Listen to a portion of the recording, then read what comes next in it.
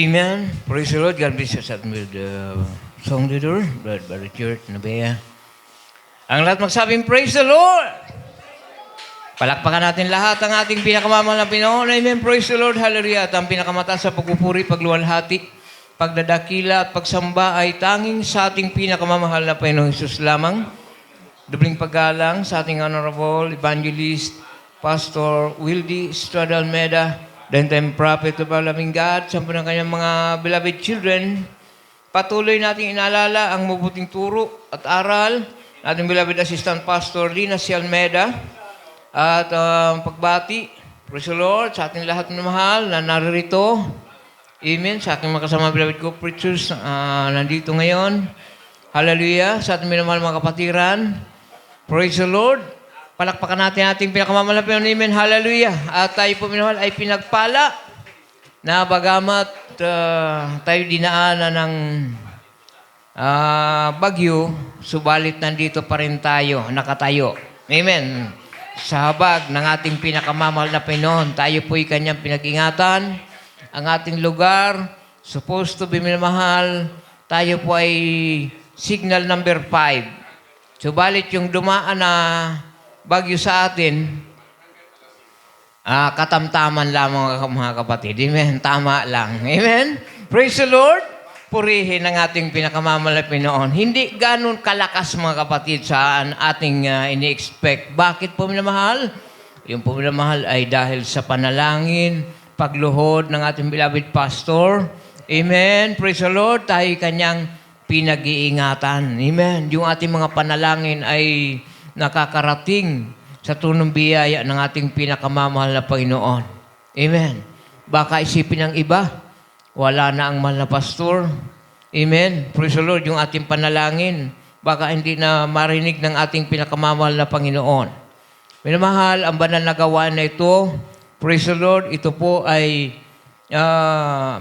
pinangunahan ng ating beloved pastor. Ang puhunan po dito ay panalangin pag-aayuno. Amen. Hallelujah. At hindi po yun nawawala. Amen. Praise the Lord. Hindi nawawala, hindi nag-expire. Amen.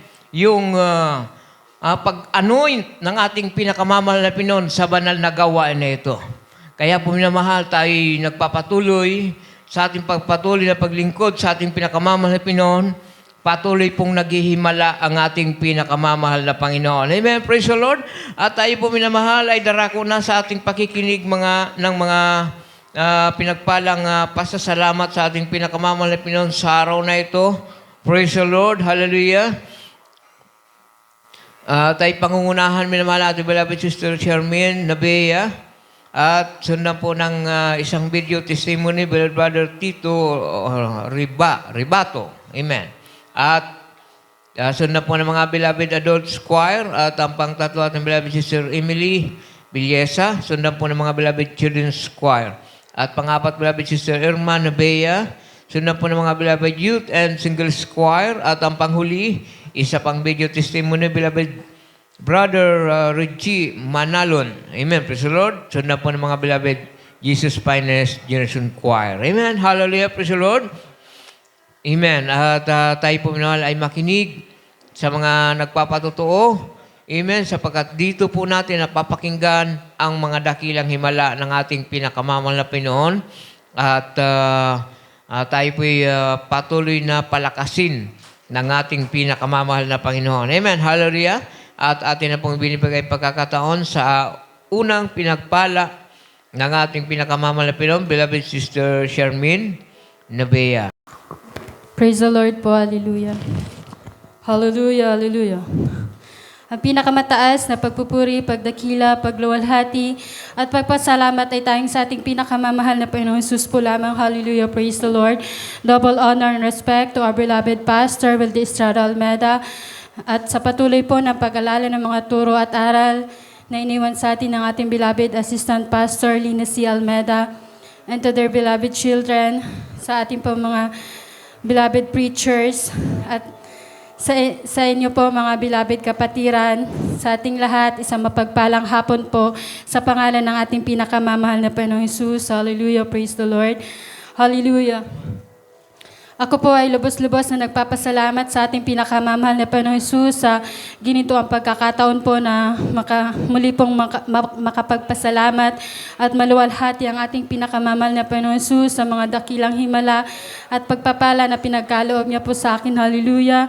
Andyan po talagang andyan po, lubos-lubos po ako nagpapasalamat sa ating pinakamamahal na Panginoong Hesus na isa po ako sa kinahabagan na naabot po ng pagluhod at panalangin ng ating beloved pastor upang mapabilang po sa gawain nito. Hallelujah, na talagang andyan na simula po nang masave po ako sa gawain nito. Talagang halos hindi ko na po mabilang kung ilang pagpapala, himala na pinagkaloob sa akin ng ating pinakamamahal na Panginoong Hesus. Hallelujah. Talagang andyan na pag may lalapit po na sasabihan ako na magpapasalamat, talagang andyan na hindi po tayo makakatanggi sa ating pinakamamahal na Panginoong Hesus. Hallelujah.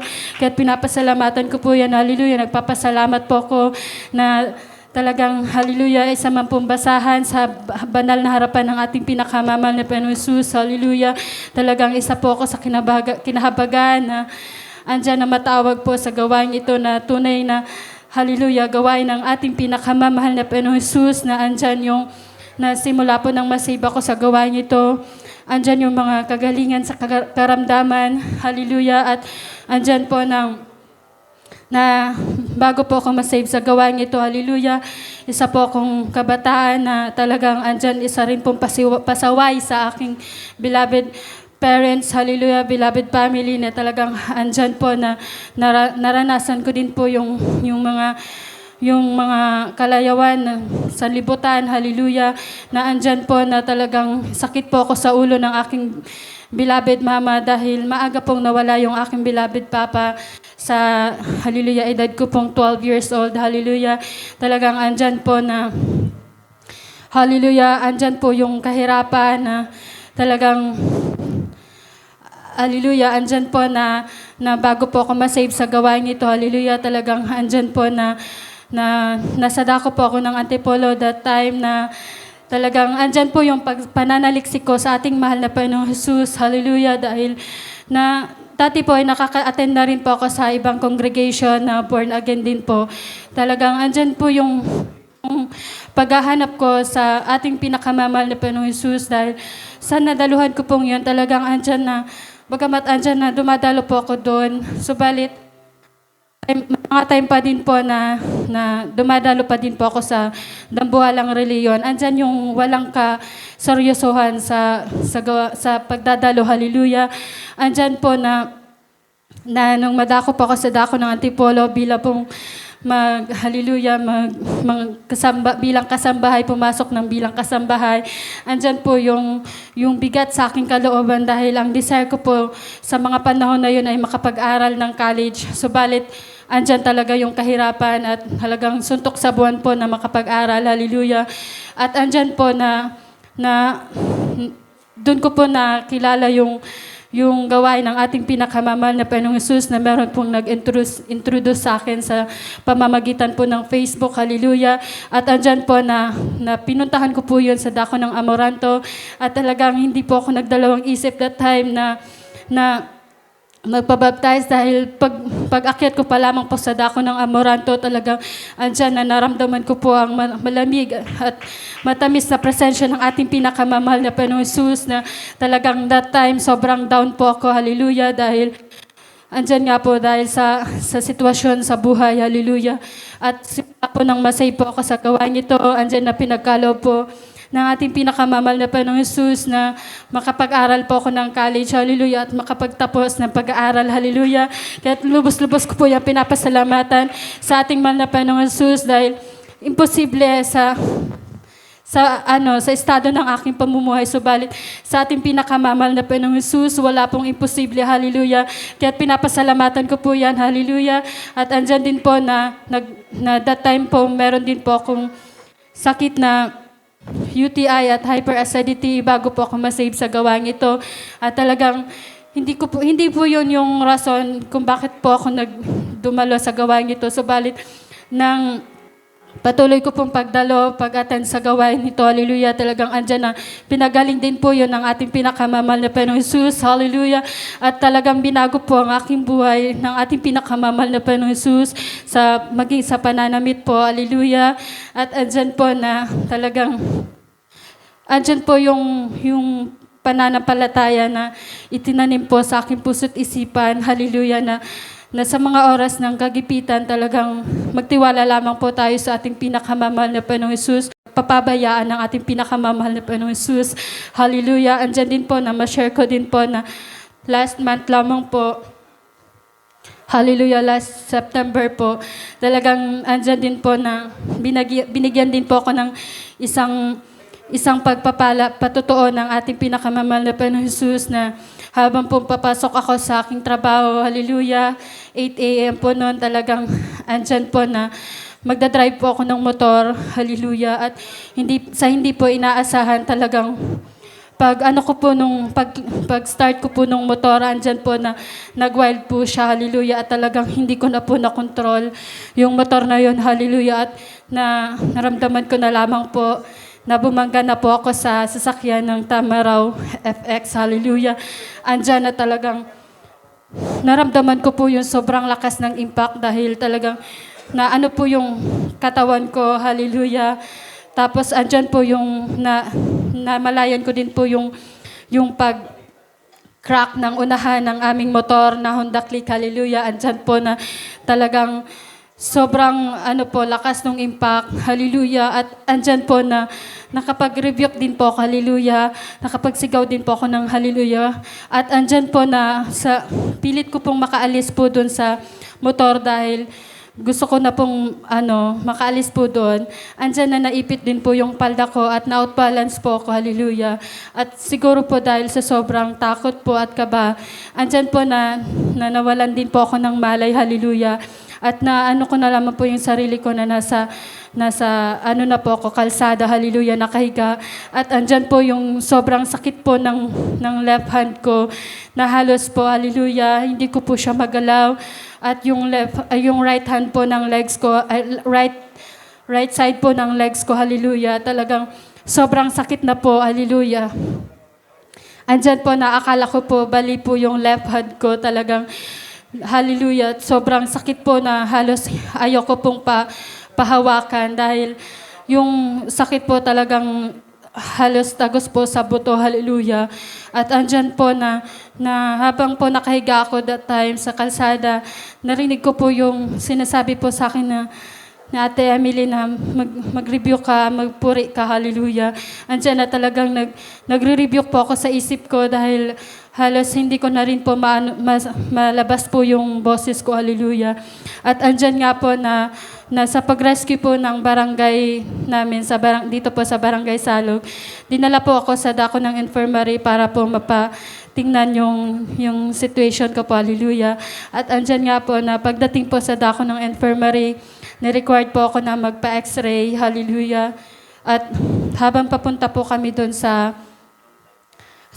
X-ray laboratory, andyan po na sabi po ng aking beloved husband, magpuri tayo, hallelujah, at magsisi sa ating pinakamamahal na Panginoong Jesus.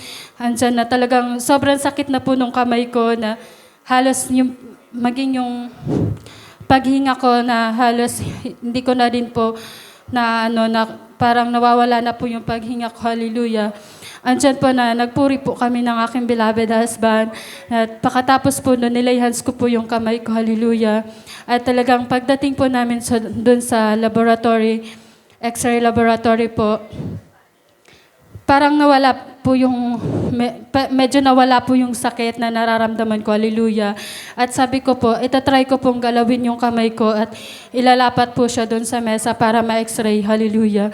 At talagang andyan po na dahan-dahan ko po yung ginalaw at halos parang nawawala na po yung sakit, hallelujah. At talagang pakatapos po ng x-ray, dinala po namin yung result sa dako ng infirmary.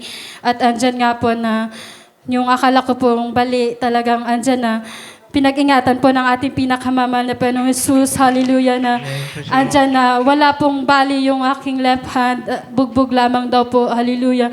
Talagang pinapasalamatan ko po yan sa ating pinakamamahal na Panginoong Jesus dahil andyan na talagang hindi po pinahintulot ng ating pinakamamahal na Panginoong Jesus na may mangyari pong worst pa doon sa, hallelujah, doon po sa disgrasya na natamo ko po, hallelujah. At pinapasalamatan ko din po yan sa ating mahal na Panginoong Jesus na andyan yung pag-iingat na sa mga katiyakan na aksidente, kapahamakan, talagang pag sa mahal na Panginoon po tayo tumawag, hindi po tayo pababayaan ng ating mahal na Panginoong Jesus, hallelujah. At pinapasalamatan ko din po na hallelujah, nung 49th anniversary po sa Dako ng Manila, andyan po na hindi ko din po inaasahan na yung kapatid ko po, hallelujah, ay mag-aano po siya, siya na po yung sa akin, nag-insist po sa akin na mag-a-attend daw po siya dahil nandun din po siya sa Dako ng Maynila. At talagang yung aking beloved ate po, hindi pa po siya safe sa gawain ito. Subalit, nakikita niya na po sa akin yung hallelujah, yung kung paano po dito sa gawain na to, hallelujah.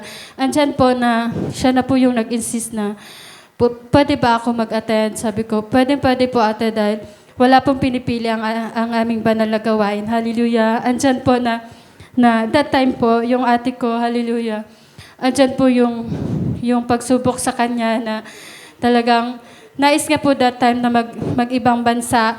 Subalit, andyan yung takot dahil andyan po na may iwan yung beloved family niya at talagang hallelujah, marami po tayong nakikita na talagang mga ano po sa dako ng ibang bansa.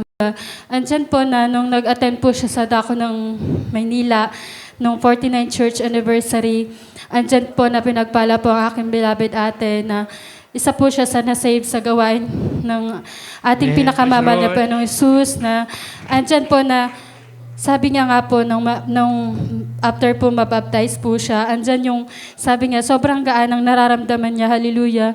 Pinapasalamatan ko po yun sa ating mahal na Panginoong Jesus na isa po yung aking beloved ate sa tinawag ng ating pinakamamahal na Panginoong Jesus. At andyan po na, after po nung masave po siya, andyan na sabi ko, yung hinihiling mo sa ating pinakamamahal na Panginoong Jesus, kung kalooban yan ate, smooth yung mangyayari na makakapunta ka sa dako ng ibang bansa na walang hadlang or walang takot, hallelujah.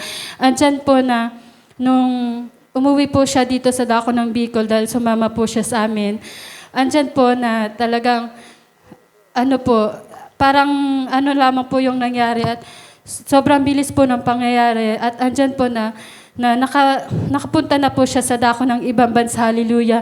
At pinapasalamatan ko po yun sa ating mahal na Panginoong Jesus na andyan din po na pinapanalangin ko din po that time sa ating mahal na Panginoong Jesus na pag-ingatan po siya at bigyan po ng mabait na amo. Dahil yun po yung hinihiling niya sa ating mahal na Panginoong Jesus. Andyan po na pinapasalamatan ko po yan dahil pinagkaloob po yan ng ating pinakamamahal na Panginoong Jesus na pagdating niya po doon, hallelujah, andyan maging yung mga kasamahan niya po na kasambahay sa dako ng ibang bansa ay mga Pilipino din po at sobrang mabait po nila, hallelujah, maging po yung amo po niya. Andyan talagang pinapasalamatan ko po yan sa ating mahal na Panginoong Jesus dahil kung hindi po sa kahabagan ng ating mahal na Panginoong Jesus, hallelujah, hindi po makakapunta doon ang aking beloved ate, hallelujah. At talagang andyan po na nung may mga time po na may nakakaramdam po siya doon ng sakit dahil nung dumating po siya doon, sobrang init daw po nung klema.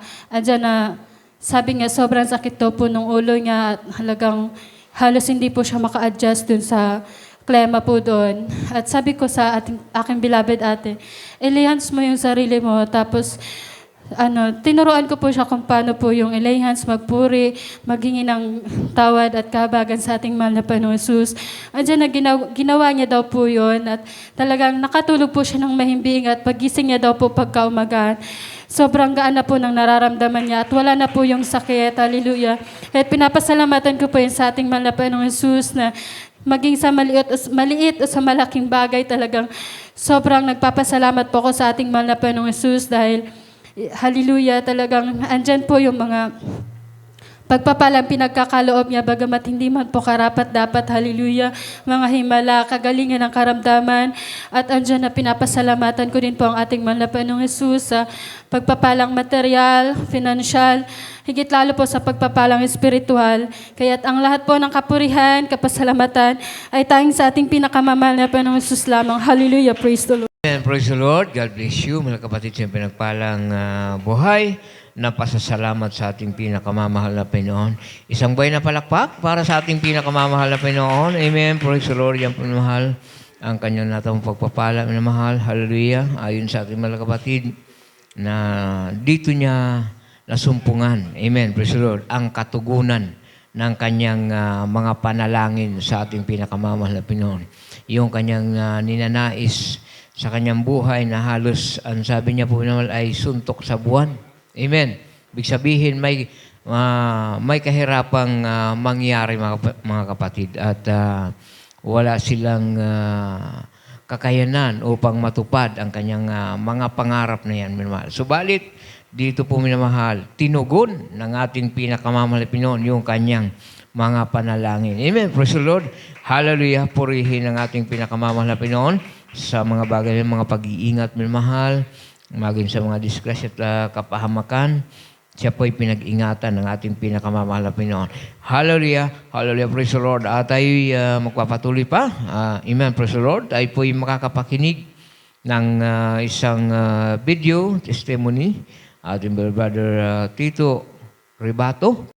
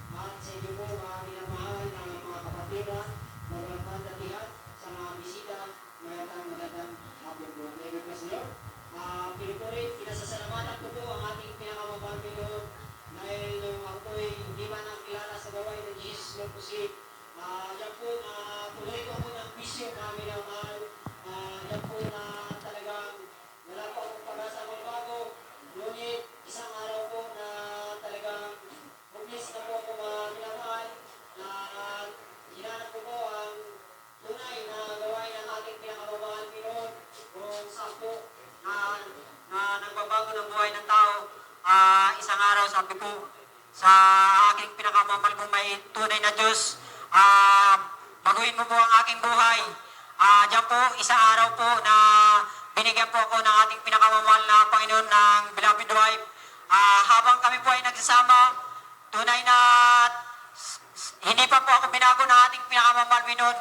Dahil habang kami po ay nagsasama ng aking beloved wife, tunay na wala pong araw at gabi na hindi po kami nag-aaway. Dahil nandiyan po yung aking bisyo.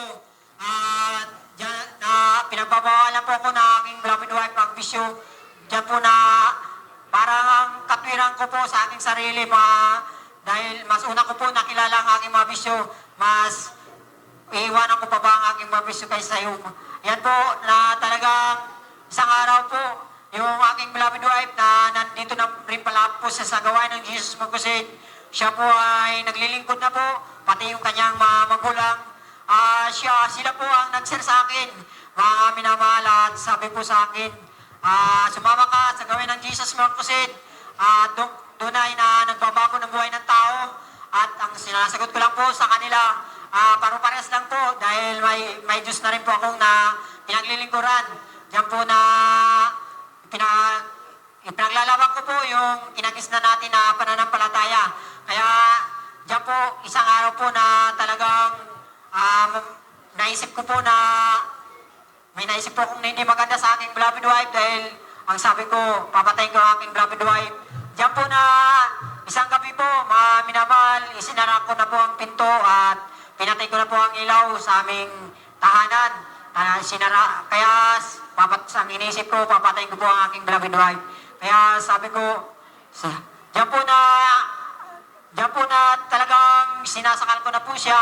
At mayroon sa kanyang umudyok na buksan ng pinto at lumabas siya doon po nakalabas siya, mga minamahal, kaya hindi ko po nagawa yung binabala ko sa kanya na patayin ko po siya. At diyan po na talagang di pa rin po ako sumama sa kanila.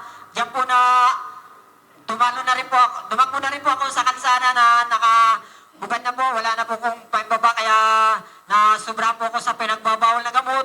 At diyan po na tumalon po ako sa ilog na napakataas. Kaya doon po ako na yung tinalanong ko bang ilog na mataas, puno, may mga basura po at may tubig po.